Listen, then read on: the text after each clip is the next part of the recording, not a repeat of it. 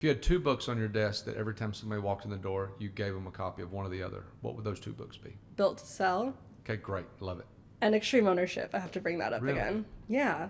I mean, I love war stories. I'm a weirdo like that. And I think it's so cool that Jocko and Leif, like, intertwined war stories with business practices. And I just think extreme ownership is, like, the standard. Yeah. It's not a new concept, but the way that they explain it and the way that they teach it will help you be the best leader and not screw up so much in business. That's when things shifted for me. Was when I read that book, and at the time my husband, then boyfriend, was listening to a lot of Jocko, a lot of leadership podcasts, stuff like that, and I was learning a lot then because I just didn't know, like, I had no empathy. So I don't have much empathy either.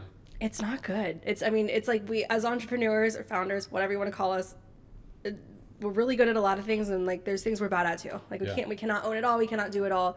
And having empathy when we talked about this off camera, no one's going to care about your company as much as you. No one.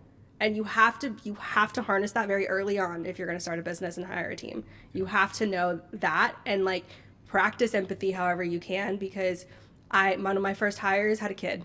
I was 25. Yeah. So and this girl's like 30 and has a 7-year-old. And I was like, why is your kid sick all the time?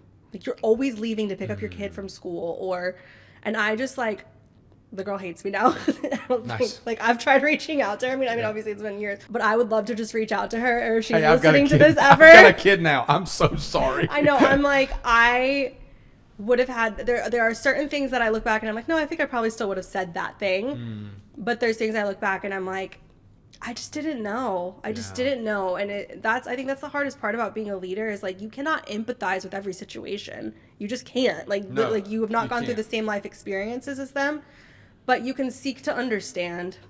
And so with me as a leader, like, I just try and have a lot of open and honest conversations with my team. Yeah. Some of them take it a little too far, and I'm like, why are you telling me those things? I don't need to know that. I get that some, yeah. Yeah. But others, like, appreciate that. Like, if you're, like, I talk with my employees all the time. What are your long-term aspirations? Sure. Okay, well, I want to move to this city, and I think I want to work for a big agency. Okay, great. How can we help you get there? Yeah. How can I talk you out of that? Well, how can I talk you out of it? Like, you're a great hard worker, but, like, great. Now I kind of know in my mind there's an expiration date, because I can't expect you're going to be with me forever. Can't do it. You just can't. Like, look at my dad's a great example. Jumping companies and doing things that, like, he told me from a young age, like, business is business. It's not personal. When you go to quit a job, like, if they take it personally, that's their problem. Yeah. I'm not so, like, strict on that, because I do think you build relationships with your team members, and it can hurt, it can sting, but that's where you got to practice this empathy of, like, okay, but they're their own human, and they have their own goals and aspirations, and like, you may not fill all of those. Have you listened to that book? Listened to it? I haven't listened to it. I read the book. You think it's a good audiobook? I know it's a good audiobook, because that's what I did to it. I listened to it. I mean, I like listening to Jocko. Is that his first one or his second one? There were two of them that were very similar. No, I think it's his first one, because there's one right after, and then he has, like, leadership tactics. Okay, that's the one you need to listen to. For extreme ownership? Okay. Because he goes through the war stuff. Oh, man. You know how he gives examples in the book? He does the same thing, but it's like... way more intense. Oh, my God. And he's doing it. And then there's another voice doing it. Like, it's incredible. That's why I like the book so much, because it was just, like, engaging, extremely engaging the whole time.